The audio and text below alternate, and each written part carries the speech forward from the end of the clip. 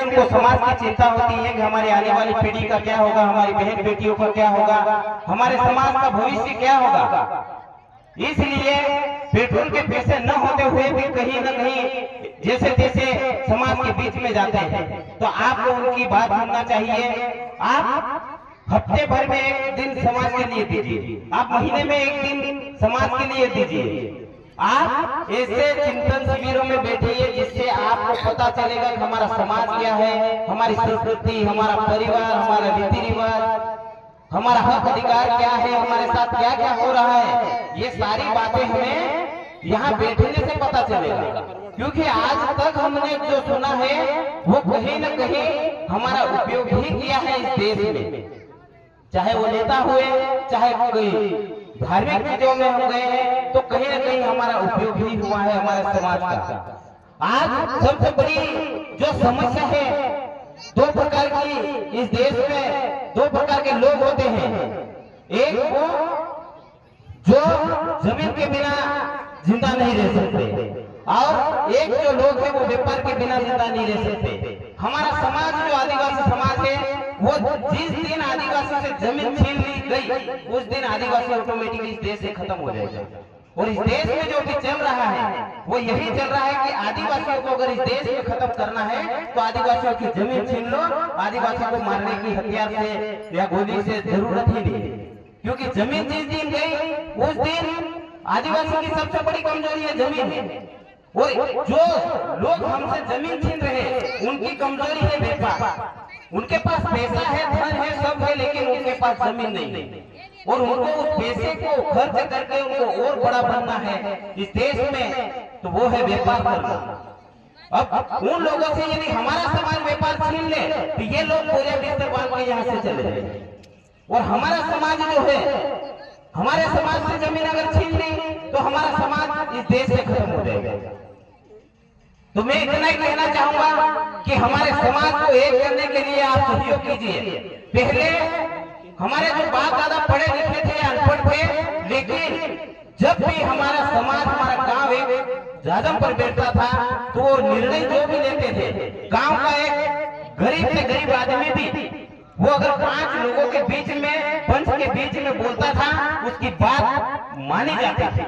लेकिन आज हम सब इतने चिल्लाते हैं, इतने बोलते हैं, इतने समाज के लिए कि हमारे साथ ऐसा हो रहा है, हमारी बहन बेटियों की इज्जत लूटी जा रही है, हमारे जल जंगल जमीन को लूटा जा रहा है, हमारी शिक्षा को खत्म किया जा रहा है।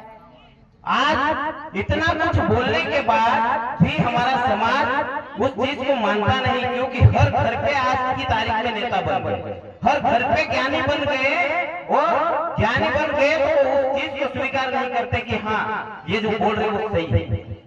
आज ये एक लाइन जो कॉरिडोर है उसके 100 किलोमीटर इधर और 100 किलोमीटर उधर अगर भी उद्योग लगेगा, आप सोचिए कि हमारा समाज की क्या दशा होगी, हमारी बहन बेटों की क्या स्थिति होगी, इसका आप अनुमान लगाइए। क्योंकि इस क्षेत्र में सब बाहर से लोग आएंगे, काम करेंगे। आप मेघनगर का उदाहरण देख लीजिए। मेघनगर में जो अभी बारिश के समय जो पानी निकला था नदियों में, नालों में, ना वो गाय भैंस या कोई पशु पी सकता है, ना इंसान पी सकता है। ऐसी ही हालत हमारे पूरे क्षेत्र में हो जाएगी। जिस दिन ऐसी हालत होगी तो ट्यूबवेल, कुएं में हर जगह आपको वही पानी मिलेगा। आप सोचिए कि आने वाले समय में हमारी बहन बेटियों कि जो बच्चे पैदा होंगे वो कैसे होंगे, वो अपाहिज होंगे, लंगड़े होंगे, लूले होंगे। इसलिए आप हम सबको चिंता करने की जरूरत है, चिंतन करने की जरूरत है कि सारी समस्या हमारे साथ होने वाली है। वर्तमान सरकार हमसे जमीन छीन रही है, हमारी संस्कृति, हमारा कल्चर खत्म कर रही है, तो हम सबको बैठ के उसको कैसे जीता जाए, उसको कैसे हमारे समाज को बचाया जाए, आने वाली पीढ़ी को कैसे बचाया जाए, इस बारे में हमें चिंता करना चाहिए और बैठना चाहिए। समाज के लिए अगर आप समय नहीं दोगे तो आने वाले समय में आपको कोई भी नहीं बचा पाएगा। आप मानपुर देख लीजिए, आप इस देश के किसी भी कोने में देख लीजिए, जहां जहां कंपनियां, उद्योग लगे हैं, वो क्षेत्र पूरे पूरे तबाह हो गए, खत्म हो गए। तो मेरा यही निवेदन है। आज मेघनगर में अभी थोड़े दिन पहले पेपर में आया था कि ड्रग्स यानी कि एक जो नशीली चीज होती है वो बनाई जाती है,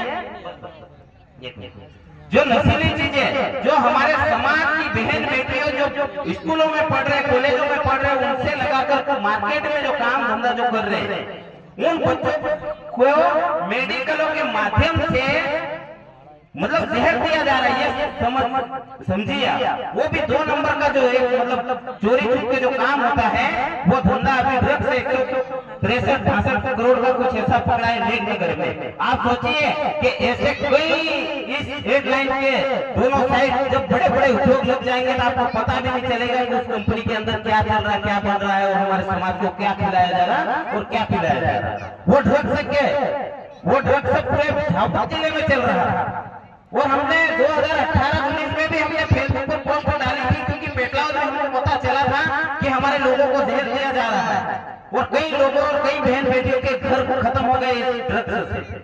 तो आज हम सबको जागरूक बनना पड़ेगा, और जिस दिन आदिवासियों से जमीन छीन ली उस दिन आदिवासी देश से खत्म हो जाएगा। इस बात को आप मानना ही पड़ेगा, क्योंकि ये कड़वा सत्य है।